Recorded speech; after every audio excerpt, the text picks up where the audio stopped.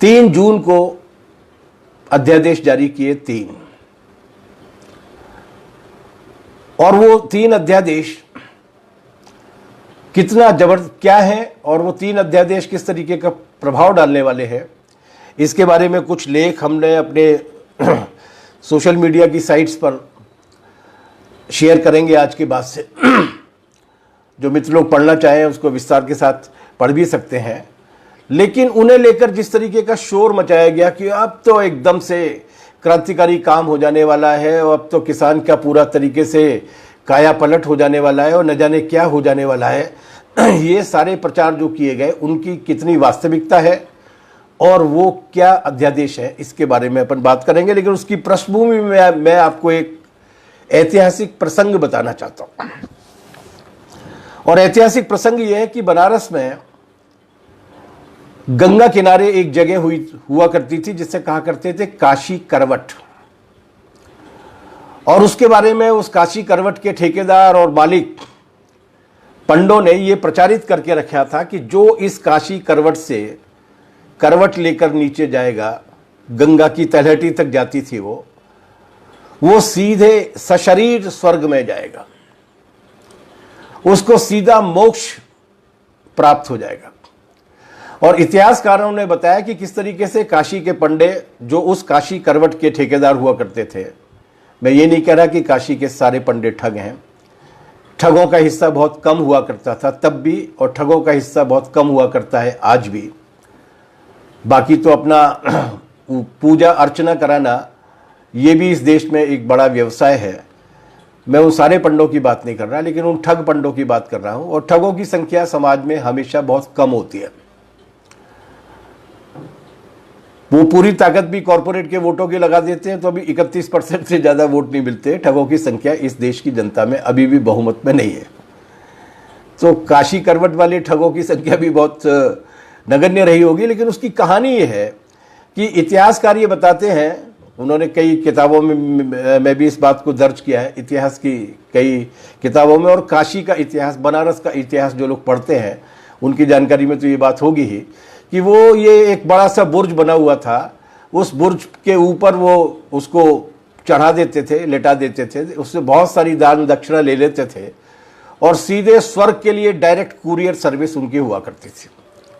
और उस courier service का मजा ये हुआ करता था कि जैसे ही वो फिसलते थे वहां से वो सज्जन जिन्हें मोक्ष की ओर, स्वर्ग की ओर जाना है सदैव, वो नीचे फिसलते हुए जाते थे। और उसके बाद बहुत जोर से ढोल और तांसे और मजीरे और कीर्तन की आवाज और शंख की आवाज आना शुरू हो जाती थी। और उनके साथ क्या हुआ ये किसी को मालूम नहीं पड़ता। एक बार एक असाधारण घटना घटी थी वहां पर।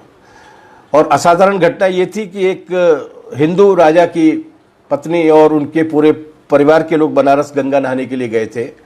वहां पर उनकी रानी साहिबा को और उनके साथ की जितनी भी युवतियां थी उन सबको कुछ पंडों ने अपहरण करके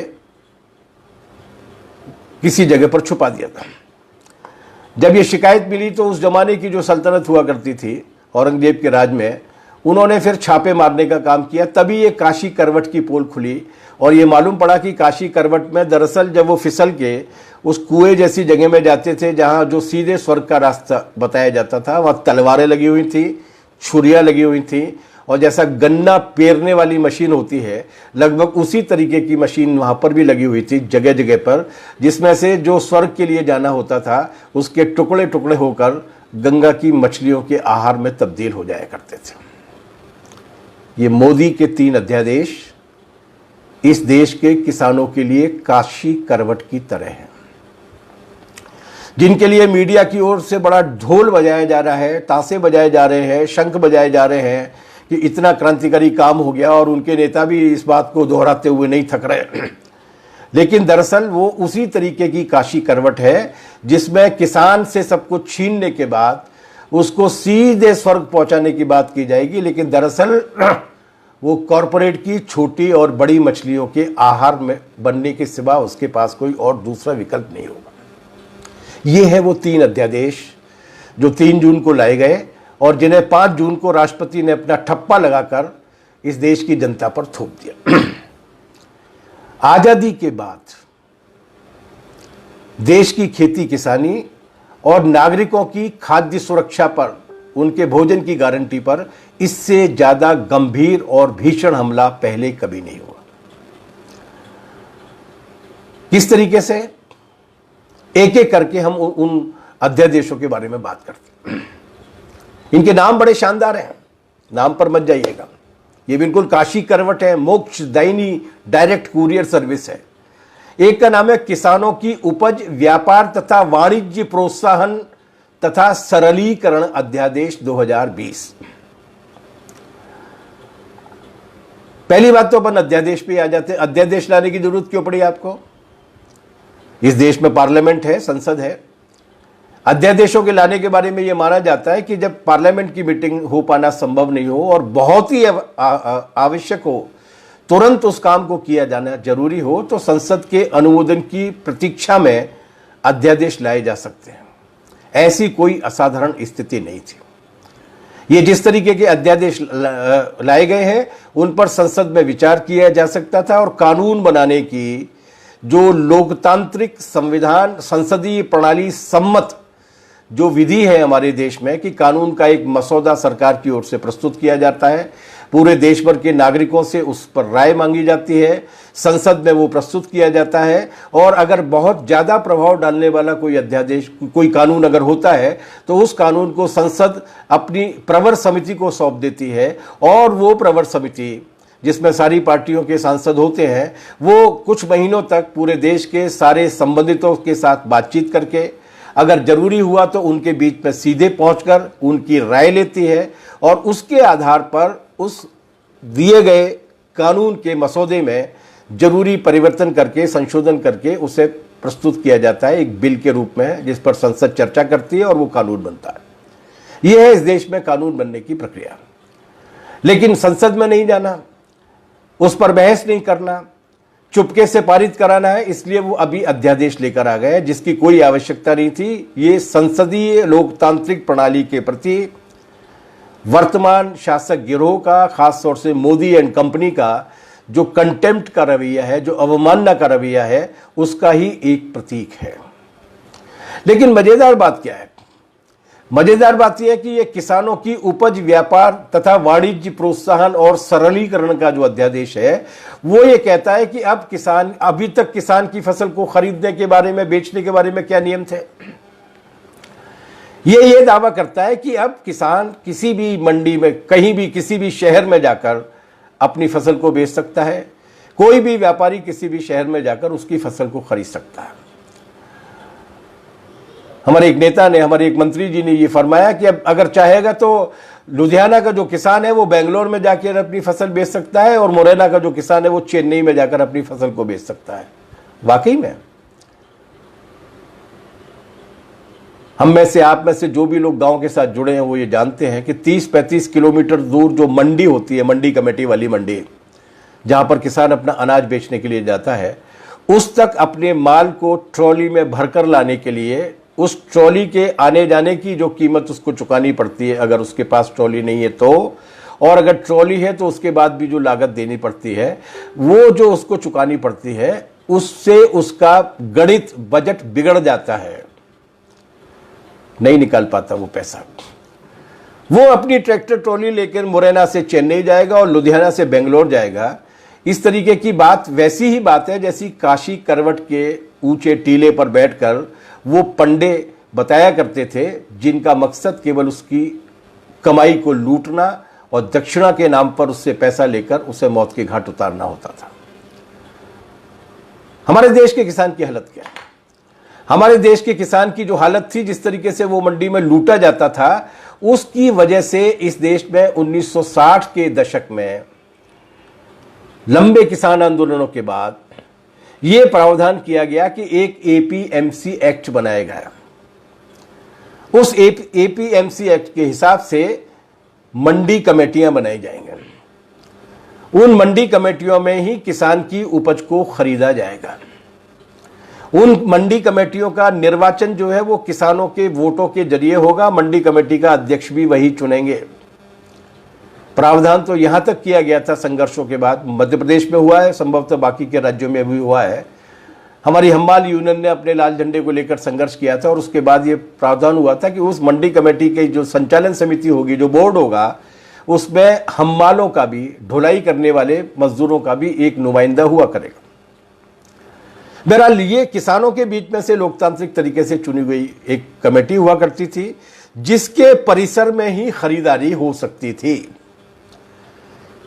क्यों?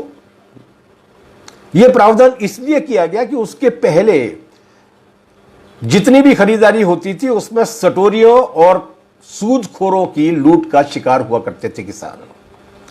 फसल के कटने के 2 महीने पहले, 3 महीने पहले किसान के पास पहुंचकर, या किसान को जरूरत होती थी तो वो साहूकार के पास पहुंचकर अपना पैसा ले आता था और उस फसल का सौदा कर लिया जाता था ऐसी कीमत पर जिसमें उसके पास कोई विकल्प नहीं होता था।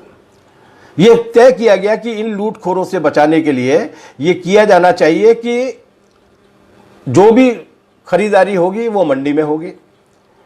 मंडी में बाकी लोग बोली लगाएंगे ताकि केवल एक सूदखोर या एक आड़तिया या एक पैसे वाला, एक सटोरिया ही उसको नहीं खरीद ले। और बोली लगाने के बाद जो उच्चतम बोली होगी, जो ज्यादा से ज्यादा बोली होगी, उस बोली पर उस अनाज को बेचा जाएगा। मंडी कमेटी के अधिकारी इस बात का ध्यान रखेंगे कि उनकी किसानों की लूट नहीं हो। हालांकि गुंजाइशें इसमें भी निकाल ली गई थी, लूट करने के जरिए इसमें भी ढूंढ लिए गए थे, क्योंकि चोर चोरी से जाते हैं, हेराफेरी से नहीं जाते हैं। लेकिन इसके बावजूद भी कमोवेश दिखने में ये एक ऐसी व्यवस्था थी जहां पर किसान के पास ये विकल्प था कि वो अलग अलग बोली लगाने वालों के हिसाब से अपनी फसल को बेच कर जाए। अब क्या होना है, मंडी कमेटी में बोली लगाकर फसल को बेचने का उसका जो सुविधा थी, वो सुविधा उससे छीन ली जाएगी।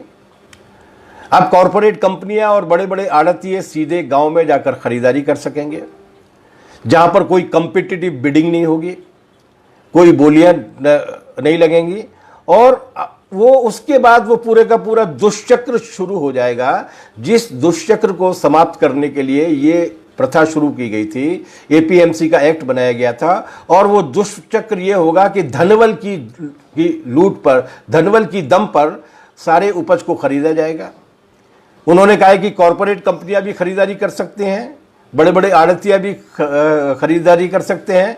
भिंड का कोई आड़तिया है वो जाके चेन्नई की और बेंगलोर की मंडी में भी खरीदारी कर सकता है। अभी तक उनके जो लाइसेंस बना करते थे वो मंडी के हिसाब से बना करते थे।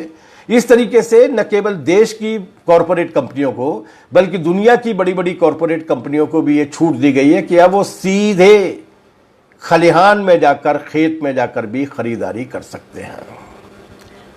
मतलब वही सूदखोरी का, वही ज्यादा पैसा दे के, कर्जे पर पैसा देके, ब्याज के कर्ज के फंदे में फंसा के किसान को लूटने का जो तरीका है, अब उसी तरीके को दोबारा से लागू करने की कोशिश की गई है। 60 के दशक में जो लड़ भिड़कर जो प्रावधान लाए गए थे, आज उन प्रावधानों को पूरी तरीके से हटाने की कोशिश कर दी गई। जो थोड़ी बहुत गुंजाइश थी, उस गुंजाइश को भी छीन लिया गया। और मजेदार बात यह है कि केवल इतनी लूट पर ही मोदी जी और उनकी सरकार संतुष्ट नहीं है। महामारी को अवसर मानने का एक और उदाहरण है ये 3 अध्यादेश। उस अध्यादेश में क्या प्रावधान किया गया है? उस अध्यादेश में यह प्रावधान किया गया है कि जो कंपनियां और जो व्यापारी इस तरीके की खरीद के काम में लगेंगे, उन पर किसी भी तरीके का टैक्स नहीं लगाया जाएगा। कमाई की खुली छूट दी जाएगी। उस खुली छूट में से राज्य सरकार के लिए या केंद्र सरकार के लिए भी किसी तरीके का टैक्स नहीं दिया जा सकेगा। उससे भी बड़ा प्रावधान क्या किया गया कि किसान और उस कंपनी के बीच में खरीदारी को लेकर अगर किसी भी तरीके का विवाद उत्पन्न होता है, 1000 टन तुम खरीद के ले गए थे, पैसा तुमने केवल 700 टन का दिया है, अभी 300 टन का पैसा बकाया है, या इस कीमत पर खरीदने का कॉन्ट्रैक्ट हुआ था और उससे 1/4 कम करके तुमने उसका भुगतान किया है। अगर इस तरीके का कोई भी विवाद उत्पन्न होता है तो उस विवाद के लिए राज्य सरकारें कुछ नहीं कर सकते हैं। एक बात ध्यान रखिए कि कृषि राज्य का विषय है। वो कंकरेंट लिस्ट में भी है, लेकिन कृषि राज्य का विषय है। आमतौर से राज्य सरकारें अपने किसानों की और अपनी खेती की विकास की अवस्था को देखकर कानून बनाती रहती हैं। उन्होंने इसमें बाकायदा प्रावधान कर दिया है कि राज्य सरकारें कुछ नहीं कर सकेंगी, केवल नौकरशाह, ऑफिसर्स, कलेक्टर और एसडीएम ये ही उसमें हस्तक्षेप करके उसका समाधान करने की कोशिश करेंगे और उन समाधानों को केंद्र सरकार के निर्देशों के आधार पर ही किया जाएगा। व्यक्तिगत डिस्क्रिशन या व्यक्तिगत विवेक या कॉमन सेंस की कोई जगह नहीं है। अगर कोई राज्य सरकार, उदाहरण के लिए केरल की राज्य सरकार या मध्य प्रदेश की राज्य सरकार ये निर्देश देती है कि हमारे किसानों की इस स्थिति को देखते हुए इस तरीके से प्रावधान किए जाने चाहिए, ऐसा कोई अधिकार उनको नहीं होगा। तो कुल मिलाकर खेती तक न केवल उन्होंने जाकर उन कॉरपोरेट कंपनियों की लूट के लिए एक नया जरिया कानूनी तरीके से उपलब्ध कराने की कोशिश की है, बल्कि उसमें किसी भी तरीके के राज्य सरकार के नियंत्रण को, यहां तक कि केंद्र सरकार के नियंत्रण को भी केंद्र सरकार निर्देश जारी करेगी और उन निर्देशों के आधार पर वो अधिकारियों को, जो एसडीएम या कलेक्टर होंगे, उनको उसका समाधान करना होगा। इसका मतलब यह है कि न केवल मंडी कमेटियों की जो लोकतांत्रिक तरीके से निर्वाचन की जो कार्यप्रणाली थी, न केवल उसको ही समाप्त किया गया है, बल्कि जनता के वोट से चुनी गई जो राज्य सरकारें हैं, जो भारत के संविधान की सबसे मूलभूत विशेषता है कि ये संघीय ढांचा है, ये फेडरल नेशन है। यहां पर राज्य सरकारों को भी तमाम सारे मामलों में अधिकार दिए गए हैं और काफी अधिकार दिए गए थे, धीरे धीरे करके वो कम किए जा रहे हैं, खासतौर से नवोदारवाद के दौर में और बिल्कुल हाल के दौर में, मोदी सरकार के दौर में तो उनको लगभग नगर पालिकाओं की श्रेणी में लाकर रखा जा रहा है। उन राज्य सरकारों के भी अधिकार खत्म हो जाएंगे। तो कोई लोकतांत्रिक मॉनिटरिंग या नियंत्रण किसान की इस लूट पर नहीं हो, इस बात का भी सुनिश्चित बंदोबस्त कर दिया गया है। यह है काशी करवट की पहली करवट, जो पहले अध्यादेश के रूप में आई है, जिसका नाम उन्होंने दिया है किसानों की उपज, व्यापार तथा वाणिज्य प्रोत्साहन तथा सरलीकरण अध्यादेश। ये किसानों के लिए नहीं है, बल्कि कॉरपोरेट कंपनियों के सरलीकरण का अध्यादेश है।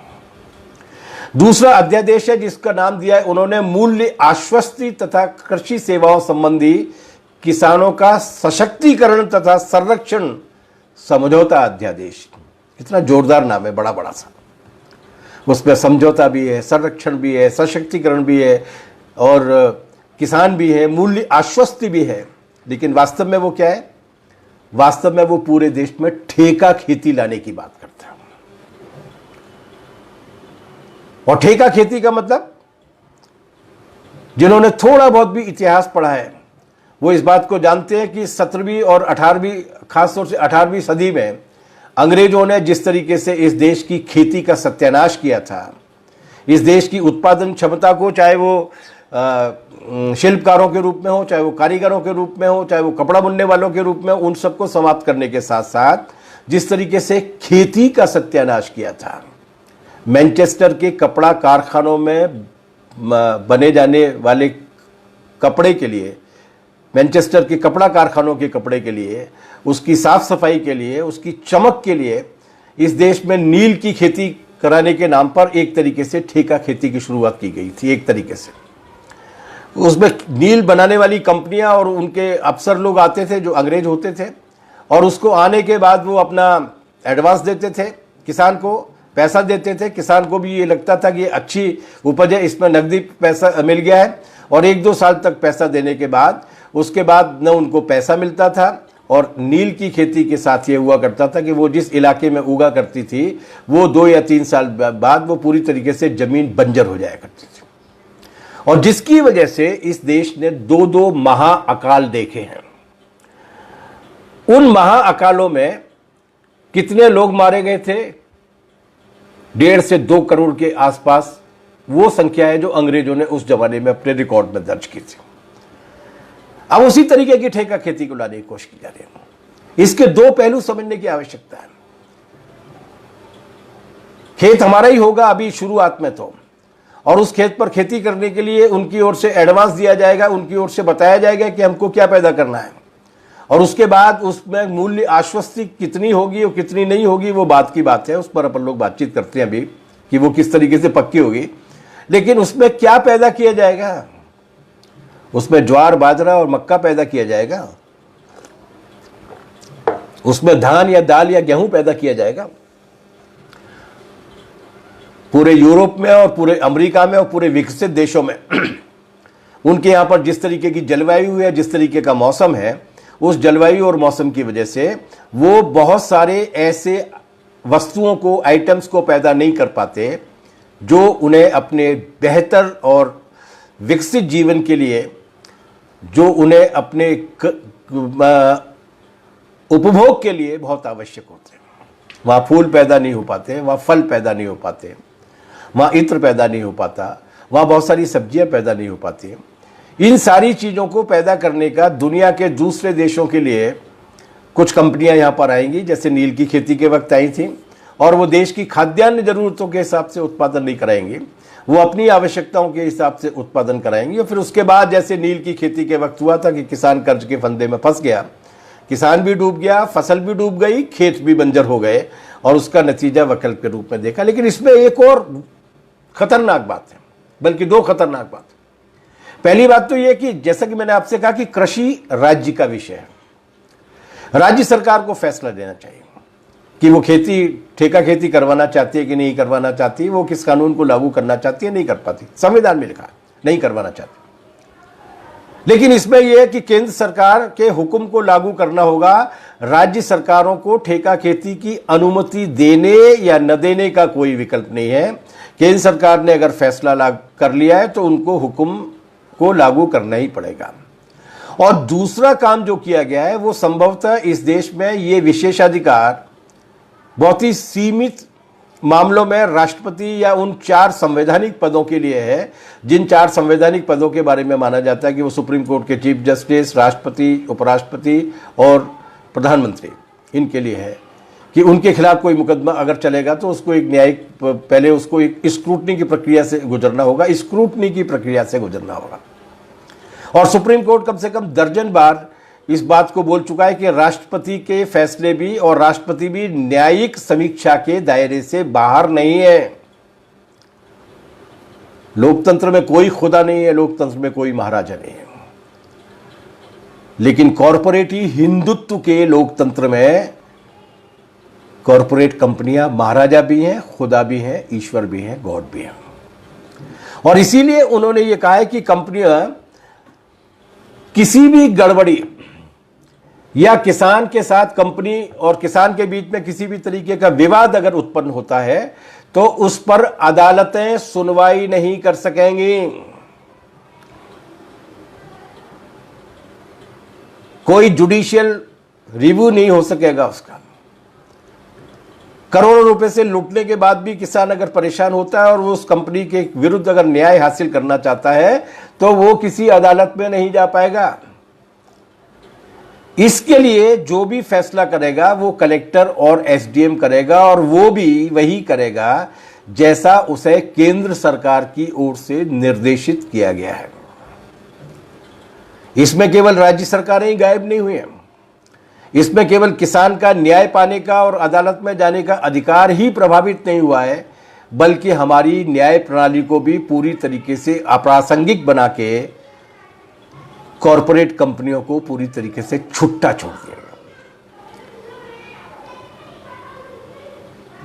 बाद के दिनों में अंग्रेजों की जो नील वाली कंपनियां हुआ करती थी उनके लिए भी एक सीमित जुडिशियल रिव्यू की गुंजाइश दी गई थी। उनसे पीड़ित किसान भी और नागरिक भी एक सीमित न्यायिक समीक्षा के लिए मुकदमा कर सकते थे, लेकिन अब मोदी जी के राज में उस गुंजाइश को भी पूरी तरीके से बंद कर दिया गया है। अब उनके खिलाफ किसी भी तरीके की न्यायिक समीक्षा नहीं होगी। यह है कॉरपोरेट हिंदुत्व की कॉरपोरेट भक्ति। एक तरफ वो हिंदुत्व के ढोल बजाते जाएंगे, ताशे बजाते जाएंगे, मजीरे बजाते जाएंगे, शंख फूंकते जाएंगे, और दूसरी तरफ मजदूरों की काशी करवट करवाई थी उन्होंने 8 घंटे से 12 घंटे करके। कोल इंडिया की काशी करवट करवाई थी उन्होंने 41 कोल ब्लॉक को बेचकर। सारे पब्लिक सेक्टर की काशी करवट करवाने की तैयारी की जा चुकी है और कोरोना काल में रेलगाड़ियों की भी काशी करवट करवाने की तैयारी कर ली। ये बचा था किसान, तो अब उस किसान की भी काशी करवट करवाने के लिए उन्होंने ये प्रावधान कर दिया कि नहीं, उसका कोई जुडिशियल रिव्यू नहीं होगा, उसमें राज्य सरकार का कोई हस्तक्षेप नहीं होगा। अगर कहीं मोदी जी के चंगू और मंगुओं की सरकार नहीं है, जैसे केरल में अगर वामपंथी मोर्चे की सरकार है या कहीं पर और कोई सी प्रगतिशील लोकतांत्रिक जनवादी मोर्चे की सरकार आ जाती है और वो इस तरीके के कामों को नहीं होने देना चाहती, तो वो नहीं कर सकती कुछ भी। अध्यादेश में लिखा हुआ है कि वो तो करना ही होगा, मानना ही पड़ेगा जो केंद्र सरकार ने कहा है। अदालतें भी कुछ नहीं कर पाएंगी, वो तो मानना ही पड़ेगा। अब वो रेट ऑफ मैंडेमस में या रेट पिटिशंस में सुप्रीम कोर्ट जाने का और हाई कोर्ट जाने का मामला तो हर नागरिक के लिए है, लेकिन उस विवाद की समीक्षा किसी अदालत में, जिन अदालतों में किसान जा सकता है, उन अदालतों में करने की कोई गुंजाइश नहीं है। प्रावधान किया गया है कि ऐसा नहीं किया जा सकेगा। यह है किसान की सरकार, यह है कॉरपोरेट की, देशी और विदेशी कॉरपोरेट की सरकार। तीसरा वाला कानून तो और भी भयानक। वो केवल किसान को ही चौपट नहीं करेगा, वो केवल किसान को ही सूदखोरी के चंगुल में फंसा के नहीं मारेगा, उसको तो मारेगा ही, वो आपकी और हमारी थाली पर भी हमला करेगा। आपके हमारे रोटी पर, चावल पर, दाल पर, सब्जी पर, हमारे जीवन को जिंदा रखने के लिए जरूरी खाद्यान्न पर भी हमला करेगा। और वो कानून क्या है? इस देश में एक कानून हुआ करता था, आवश्यक वस्तु कानून, इसेंशियल कमोडिटीज एक्ट। ये जो अध्यादेश आया है, उस अध्यादेश का नाम है आवश्यक वस्तु संशोधन अध्यादेश 2020। वो क्या हुआ करता था जो इसके पहले था, 3 जून के पहले था। 3 जून के पहले जो कानून था, उस कानून में यह प्रावधान था कि कोई भी व्यापारी एक निश्चित सीमा से ज्यादा खाद्यान्न को अपने गोदाम में जमा करके नहीं रख सकता था। अकाल की स्थिति में, आपदा की स्थिति में, परेशानियों की स्थिति में, या किसी पूरे के पूरे अनाज के देश भर में अपने गोदामों में भरने के बाद एक नकली कमी पैदा करके कालाबाजारी नहीं की जा सके, ब्लैक मार्केटिंग नहीं की जा सके, इसको नियंत्रित करने का कानून था। मकसद क्या था? मकसद ये था कि अगर अनाज उपलब्ध है तो केवल कुछ लोगों की जमाखोरी के लिए या कुछ लोगों की मुनाफाखोरी के लिए या कुछ लोगों की कालाबाजारी के जरिए पैसा कमाने की हवस के लिए ऐसी गुंजाइश नहीं छोड़ी जानी चाहिए कि वो इकट्ठा करके जमा कर ले और उसके बाद उसकी कीमत बढ़ा दे। उन्होंने उसको पूरी तरीके से समाप्त कर दिया। अब उनका यह कहना है कि कितनी भी तादाद में उसको वो अपने गोदाम में जमा कर सकता है, होर्डिंग कर सकता है। और होर्डिंग करने के बाद, जैसा कि कॉमन सेंस की बात है, जो 3-3, 4-4 बड़ी लड़ाइयां इस देश की जनता ने लड़ी है, उस वक्त उन्होंने देखा है कि किस तरीके से चीनी की और चावल की और गेहूं की किल्लत हुआ करती थी, किस तरीके से बहुत मामूली चीजों की किल्लत हुआ करती थी।